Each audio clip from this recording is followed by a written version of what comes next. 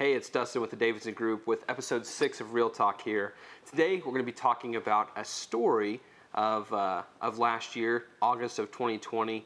But before we jump into that story, I wanted to give you all an update on our 5K. The Liberty 5K, the Joplin Memorial Run was this past weekend. And I want to let you all know I will not be wearing a dress for your viewing pleasure.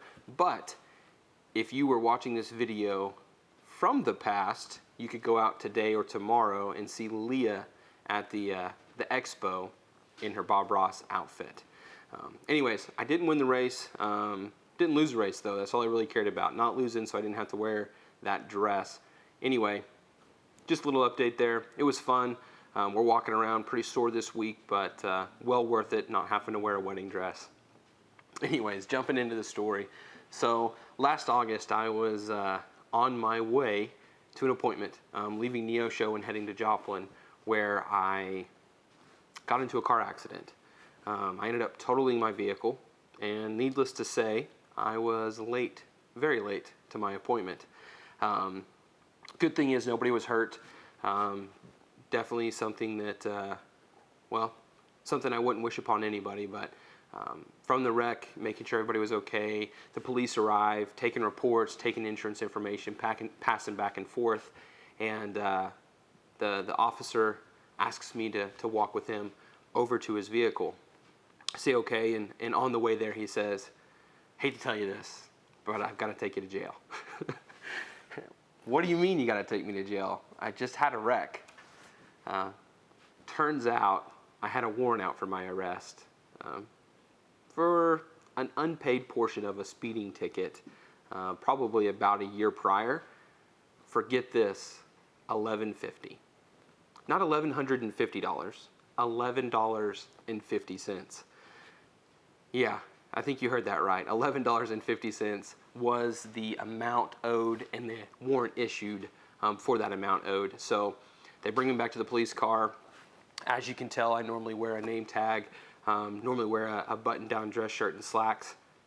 And I looked the same as I do normally when I'm working and going on appointments. So here I am getting handcuffed and put in the back of a police vehicle to go down and pay my $11.50 warrant for a failure to pay a speeding ticket or a portion of a speeding ticket.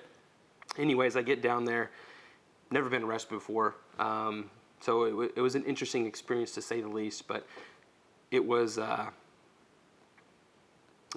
joke, I guess I should say, for everybody, knowing that I was in there in a professional attire. Definitely didn't mix in with the crowd in that sense, but knowing that it was over $11.50, everyone enjoyed making jokes about it. Here's the kicker. So I go down, I'm getting processed, and of course I call my wife Tia, and she's on her way to come pick me up, and I have to tell her as she arrives, hey, by the way, I'm getting arrested, and I had to dump all that on her. So Tia, if you're watching this, I love you. Sorry you had to go through all that. But as I'm down there to get processed in, they were going to process me. I was going to pay my $11.50 ticket. Pay for the processing of the wreck as well. There was a ticket that was involved there, and then I was to be released. Total turn time, they were thinking 20-30 minutes. Well, as I'm sitting there waiting to finalize that process, come to find out, the arresting officer entered my information incorrectly. It was under a different Dustin Davidson, and that Dustin Davidson had priors and other pieces that were there that had to be addressed or had to be taken care of. But I didn't get to be processed at that time. I had to sit back down and wait for the arresting officer to make his way back to the jail about 3 hours later. So I sat there in processing for that time, for that length of time, unprocessed, thinking about the decisions that led me to that point, right? One, the original speeding ticket, so going too fast and having to go through that process. Two, not ensuring that the entire thing was paid off.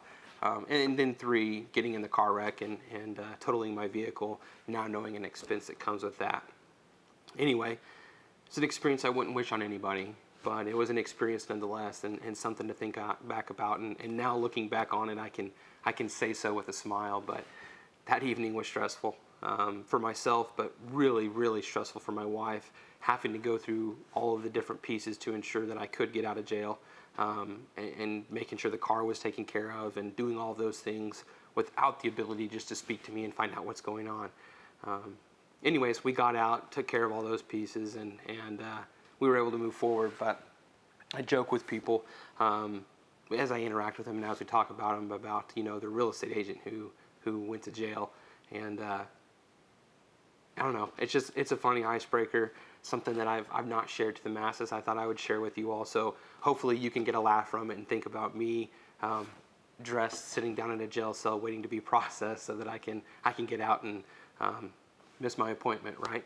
That was an interesting conversation to follow up because of the way that it all happened. I didn't have a time or a chance to tell him, hey, I'm not going to be there. I didn't get to tell him until the next day, based off of time frames and getting my phone and all those pieces back together. So it was quite interesting to say the least.